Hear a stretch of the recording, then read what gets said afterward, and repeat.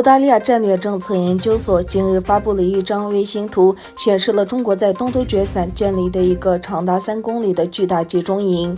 据英国广播公司新闻报道，澳大利亚战略政策研究所国际网络中心研究员纳特鲁森在网上发布了长达3公里的集中营图片，并表示该拘留营设施的规模与迪士尼公园的规模相同，而且该营地的囚犯由于他们的宗教和文化有关的罪行而被拘留。他强调，该集中营已于去年11月扩大并延长了1公里。鲁森是编写澳大利亚战略政策研究所上个月发布的有关维吾尔集中营的报告的研究人员之一。他们分析了卫星图像，确认了约380个集中营的位置，并发现有些营地正在继续扩大。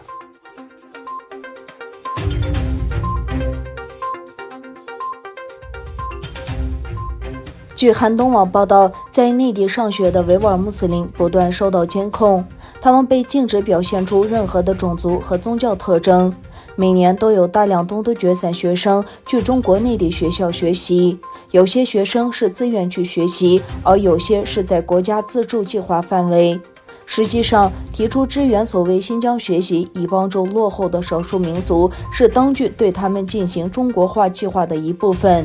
福建省一名中学老师告诉韩东，他负责的所谓新疆班除了维吾尔学生以外，还包括哈萨克族和回族学生。这名老师和其他老师一样，不仅负责这些学生的教育，还得控制并监督他们每日的生活。这名老师说，老师会趁这些学生上课时到他们宿舍检查是否有信仰物品。当地公安局、教育局等部门会传唤老师就维吾尔学生的各项情况做当面汇报。一名中学老师也证实了他所在的所谓新疆班学生受到严格限制，不能在学校搞那些宗教仪式，比如吃饭前祷告，不管在哪个学校都不让。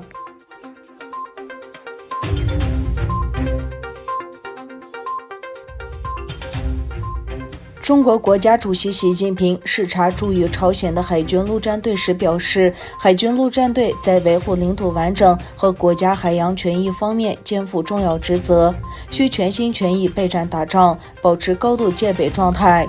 习近平在深圳就经济特区成立40周年发表重要讲话前夕，在朝鲜展开经次南下的第2天行程。他在听取海军陆战队领导汇报后强调，要把全部心思和精力放在备战打仗上，保持高度戒备状态。观察者认为，武汉病毒疫情及其后的外交风波，使得因贸易战已经紧张的中美关系降至新的低点。近日有报道称，白宫正推进3项对台出售先进武器的交易。最近几天，白宫向国会递交了一份交易通知，待后者批准。中国外交部作出回应，表示坚决反对美国计划向台湾出售武器，敦促美方认清严重危害性。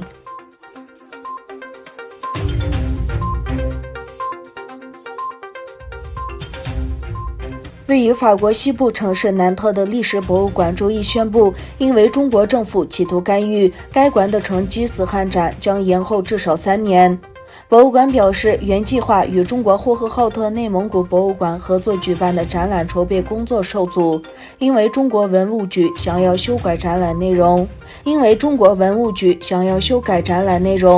其中明显包括重新改写蒙古文化，以支持新的民族叙事的内容。据英国卫报报道，博物馆说，今年夏天开始，中国政府对蒙古少数民族的立场居于强硬。我们决定以捍卫人文、科学和道德价值的名义停止制作这档展览。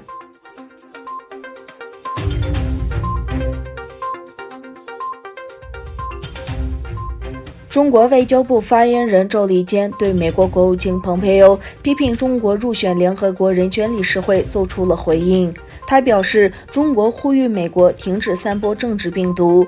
蓬佩奥指出，将侵犯人权的国家选为人权理事会成员是不可接受的，并表示美国谴责将独裁政权选入联合国人权理事会。在入选总部设在日内瓦的联合国人权理事会的15个新成员国中，还有受到侵犯人权批评的中国和俄罗斯。